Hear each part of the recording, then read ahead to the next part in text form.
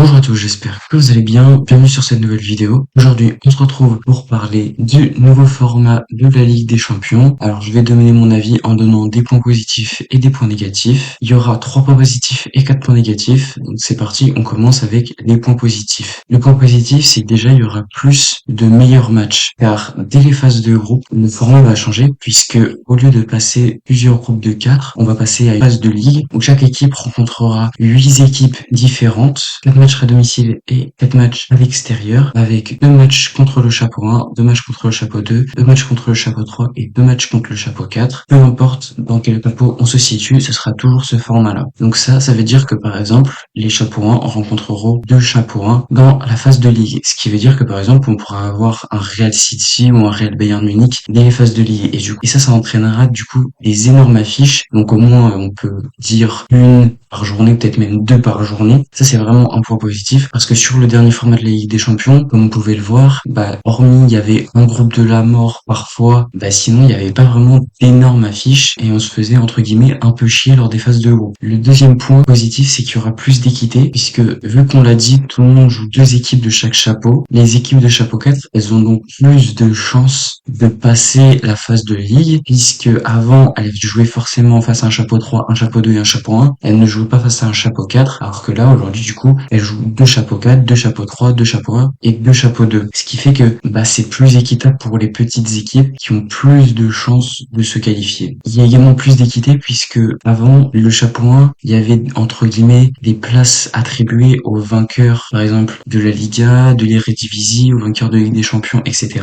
Là, les chapeaux, ils sont faits uniquement avec le coefficient UEFA, qui est beaucoup plus juste et renforce justement l'intérêt des ligues, même si encore une fois, ça peut peut-être désavantager un peu plus les petites équipes qui forcément ne peuvent pas répéter encore leur performance en championnat, comme par exemple Brest en France, ils vont probablement pas finir encore dans le top 3 cette saison. Et enfin, pour finir sur ce point, dans les phases de play-off, parce que oui, il y a des play-offs entre la 9e et la 24e place, il y aura ce qu'on appelle des paires de 2. Par exemple, le 9e et le 10e joueront contre le 23e et le 24e, le 11e et le 12e joueront contre le 21e et le 22e, etc., etc. Qui, moi, je trouve plus juste, puisque si tu te qualifies dans les playoffs vraiment dans les dernières places, c'est logique que tu joues celui qui est dans les plus hauts, qui, lui, était vraiment pas loin de se qualifier tout court. Et du coup, en plus, ça permet à celui qui était très haut de jouer contre une équipe plus basse et donc de récompenser, entre guillemets, ses efforts. Donc voilà. Moi, je trouve que c'est un peu plus juste. Et de plus, le 9 10e et 23 24e aura le 7 8e en 8e de finale. Et après, vous continuez comme ça pour le 6 5e, 4 3e et 1 2e. Le troisième point positif, et ce sera le dernier, c'est qu'il y aura plus de suspense puisque la phase de ligue nous oblige à regarder tous les matchs, se soucier des autres, ce qui n'était pas le cas lors des phases de groupe traditionnelles de Ligue des Champions du précédent format, puisque tu étais concentré sur ton groupe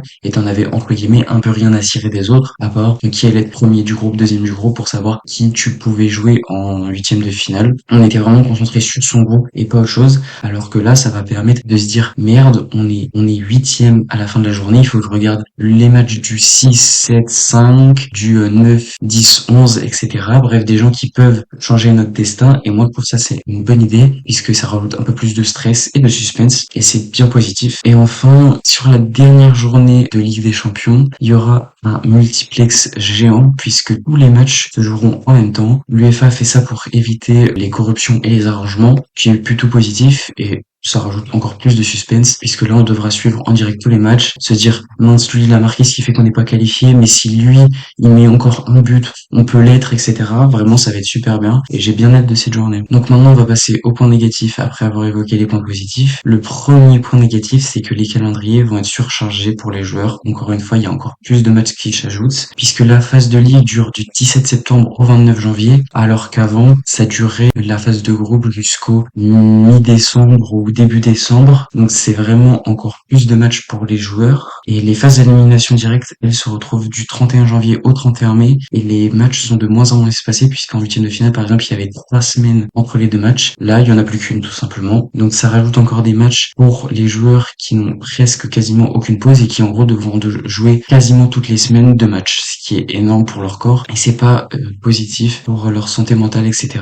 C'est vraiment un gros point noir, je trouve, peut-être le plus gros point noir. Le deuxième, c'est que sur ce format Ligue des Champions, il y a trop peu d'explications du format dans la presse et le format il est assez dur à comprendre par rapport à ce qu'on avait avant. Donc déjà la presse elle parle pas beaucoup de ce format de Ligue des Champions. Par exemple quand tu vas sur le site de l'UEFA, t'apprends plein de choses parce que oui, ils ont fait une grande documentation sur le format, ce qui est un peu logique. T'apprends plein de choses qui n'est pas dit dans les médias et le format il est pas forcément expliqué et du coup tu découvres plein de choses en allant sur ce site. Et le deuxième point du coup c'est que il y a plein de ce qui fait que le format est très compliqué à comprendre, c'est qu'il y a plein de nouvelles choses qui peuvent être assez compliquées à comprendre puisque ça change du tout un peu. L'histoire des playoffs, l'histoire de la phase de ligue, etc. Ou même qu'il y a plus de redescente sur la Ligue Europa parce que maintenant il y a plus de troisième et t'es qualifié directement en huitième de finale, soit t'es qualifié en playoff, soit t'es éliminé. Il y a pas de place pour se refaire qualifier en Ligue Europa. Ou même le fait que l'histoire des chapeaux, ça a changé. Tu peux être assez dubitatif parfois. Tu peux te dire